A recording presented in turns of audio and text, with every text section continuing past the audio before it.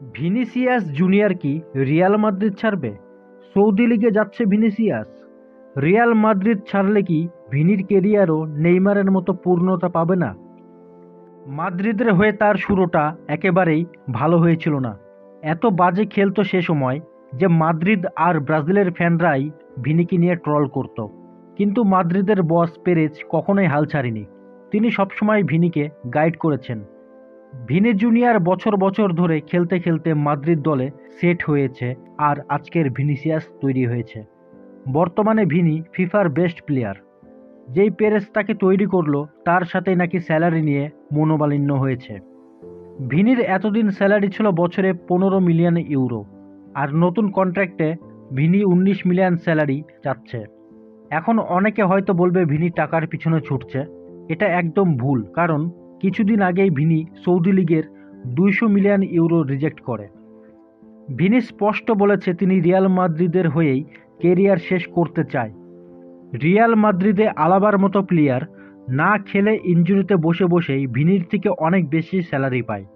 তাহলে ভিনি কেন বিশ্বের সেরা খেলোয়াড় হয়েও 19 মিলিয়ন ইউরো দাবি করবে না? রিয়াল মাদ্রিদের আরেক সুপারস্টার কিলিয়ান এমবাপে বছরে 26 মিলিয়ন ইউরো স্যালারি পায়। আবার আরেক সুপারস্টার জুড বেলিংহামও 20 মিলিয়ন ইউরো বছরে স্যালারি পায়। সেখানে ভিনিসিয়াস জুনিয়র রিয়াল মাদ্রিদকে এত কিছু জিতিয়েও মাত্র 15 মিলিয়ন ইউরো পায়। ভিনি শেষ কয়েক সিজনে মাদ্রিদের হয়ে কত কিছু করেছে, আর ভবিষ্যতেও সে মাদ্রিদের হয়ে অনেক কিছু করতে পারবে। এখন আসি, ভিনি যদি রিয়াল মাদ্রিদ ছাড়ে তাহলে কি হবে?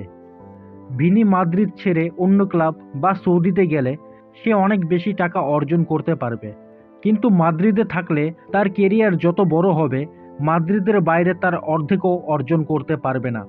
অনেক ব্রাজিলের প্লেয়ার আছে যাদের মাদ্রিদ ছাড়ার পরে কেরিয়ার খারাপ হয়ে গিয়েছে। আগের সিজনে ক্যাসিমিরো টাকার জন্য ম্যানচেস্টার ইউনাইটেডে যায়, কিন্তু আগের মতো আর খেলতে পারে না এখন। অন্যদিকে রিয়াল মাদ্রিদের যদি কথা বলি, তাহলে ভিনিসিয়াস জুনিয়র রিয়াল মাদ্রিদ ছাড়লে রিয়াল মাদ্রিদের কোনো এফেক্টই পড়বে না।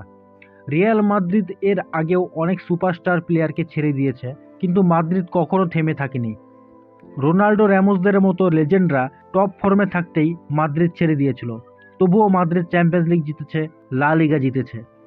রিয়াল মাদ্রিদ এরকম আরও অনেক ভিনিসিয়াস জুনিয়র তৈরি করে নিতে পারবে। তো ভিনিসিয়াস আর রিয়াল মাদ্রিদের মধ্যে চুক্তি খুব তাড়াতাড়ি হয়ে যাবে। খুব সম্ভবত সামনের সপ্তাহতেই নতুন ডিল হবে। শেষে হয় কোনো এক পক্ষ মেনে নেবে, আর এরকমটাই হলে সবার জন্য ভালো, ফ্যানরাও খুশি হবে।